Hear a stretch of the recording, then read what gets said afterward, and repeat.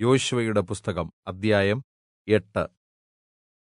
യഹോവ യോശുവയോട് അരുളിച്ചെയ്തത്, ഭയപ്പെടരുത്, വിഷാദിക്കയും അരുത്.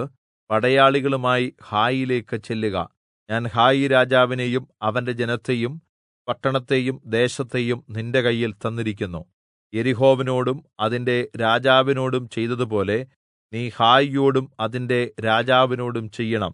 എന്നാൽ അതിലെ കൊള്ളയെയും കന്നുകാലികളെയും നിങ്ങൾക്ക് എടുക്കാം. പട്ടണത്തിന്റെ പിൻഭാഗത്ത് പതിയിരിപ്പുകാരെ ആക്കേണം. അങ്ങനെ യോശുവ പരാക്രമശാലികളായ 30,000 പടയാളികളെ തിരഞ്ഞെടുത്ത് രാത്രിയിൽ ഹായിയിലേക്ക് അയച്ചു. അവരോട് പറഞ്ഞത് എന്തെന്നാൽ, നിങ്ങൾ പട്ടണത്തിന്റെ പിൻഭാഗത്ത് പതിയിരിക്കേണം. പട്ടണത്തോട് ഏറെ അകലാതെ എല്ലാവരും ഒരുങ്ങിയിരിപ്പിൻ. ഞാനും എന്നോടുകൂടെയുള്ള പുരുഷന്മാരും പട്ടണത്തോട് അടുക്കും. അവർ ഞങ്ങളുടെ നേരെ പുറപ്പെട്ടു വരുമ്പോൾ മുമ്പിലത്തെപ്പോലെ ഞങ്ങൾ അവരുടെ മുമ്പിൽനിന്ന് ഓടും. അവർ ഞങ്ങളെ പിന്തുടർന്ന് പട്ടണം വിട്ട് പുറത്താകും. അവർ മുമ്പിലത്തെപ്പോലെ നമ്മുടെ മുൻപിൽ നിന്ന് ഓടിപ്പോകുന്നു എന്ന് അവർ പറയും. അപ്പോൾ പതിയിരിക്കുന്ന നിങ്ങൾ എഴുന്നേറ്റ് പട്ടണം പിടിക്കേണം. നിങ്ങളുടെ ദൈവമായ യഹോവ അത് നിങ്ങളുടെ കയ്യിൽ ഏല്പിക്കും. പട്ടണം പിടിച്ച ശേഷം നിങ്ങൾ യഹോവയുടെ കല്പനപ്രകാരം അതിന് തീ വെക്കേണം. ഞാൻ തന്നെ നിങ്ങളോട് കല്പിച്ചിരിക്കുന്നു. അങ്ങനെ യോശുവ അയച്ച അവർ ചെന്ന് ബേഥേലിനും ഹായിക്കും മദ്ധ്യേ ഹായിക്ക് പടിഞ്ഞാറ് പതിയിരുന്നു. യോശുവ ആ രാത്രി ജനത്തിന്റെ ഇടയിൽ താമസിച്ചു. യോശുവ അതികാലത്ത് എഴുന്നേറ്റ് പടയാളികളെ സജ്ജരാക്കി. അവനും യിസ്രായേൽ മൂപ്പന്മാരും ഹായി നിവാസികളെ ആക്രമിക്കാൻ ചെന്നു. അവനോടുകൂടെ ഉണ്ടായിരുന്ന പടയാളികൾ പട്ടണത്തിനു മുമ്പിൽ എത്തി ഹായിക്ക് വടക്ക് പാളയമിറങ്ങി. അവർക്കും ഹായിക്കും മദ്ധ്യേ ഒരു താഴ്വര ഉണ്ടായിരുന്നു. അവൻ ഏകദേശം 5000 പേരെ തിരഞ്ഞെടുത്ത് ബേഥേലിനും ഹായിക്കും മദ്ധ്യേ പട്ടണത്തിന് പടിഞ്ഞാറ് ഭാഗത്ത് പതിയിരുത്തി.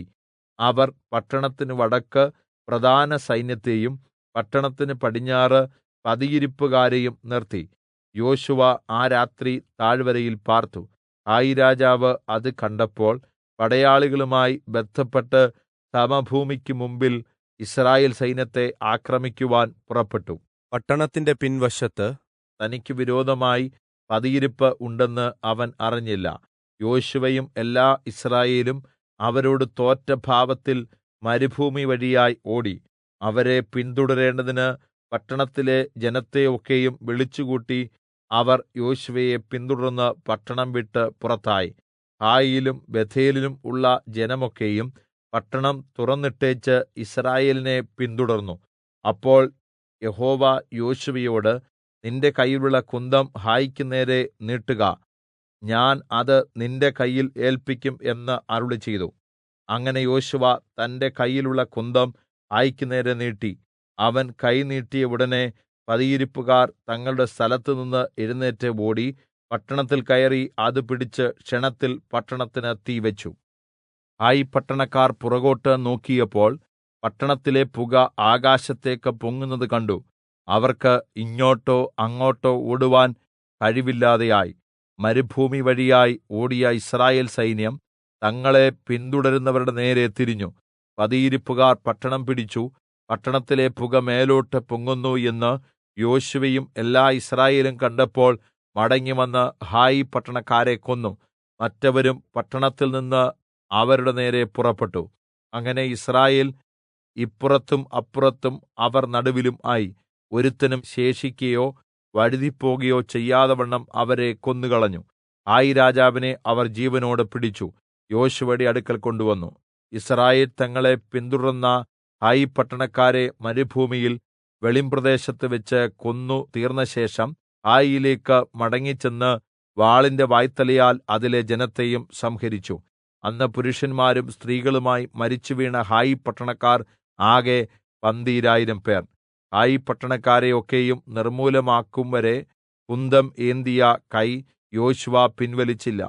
യഹോവ യോശുവയോട് കല്പിച്ച പ്രകാരം യിസ്രായേല്യർ പട്ടണത്തിലെ കന്നുകാലികളെയും കൊള്ളയും തങ്ങൾക്കായിട്ട് എടുത്തു. പിന്നെ യോശുവ ഹായി പട്ടണം ചുട്ട് സദാകാലത്തേക്കും ഒരു മൺകുന്നും ശൂന്യ ഭൂമിയുമാക്കി തീർത്തു. അത് ഇന്നുവരെയും അങ്ങനെ കിടക്കുന്നു. ഹായി രാജാവിനെ അവൻ സന്ധ്യവരെ ഒരു മരത്തിൽ തൂക്കി. സൂര്യൻ അസ്തമിച്ചപ്പോൾ യോശുവയുടെ കല്പനപ്രകാരം ശവം മരത്തിൽ നിന്ന് ഇറക്കി പട്ടണവാതിൽക്കൽ ഇടുകയും അതിന്മേൽ ഇന്നുവരെ നിൽക്കുന്ന ഒരു വലിയ കൽക്കുന്ന് കൂട്ടുകയും ചെയ്തു. അനന്തരം യോശുവ യിസ്രായേലിന്റെ ദൈവമായ യഹോവയ്ക്ക് ഏബാൽ പർവ്വതത്തിൽ ഒരു യാഗപീഠം പണിതു.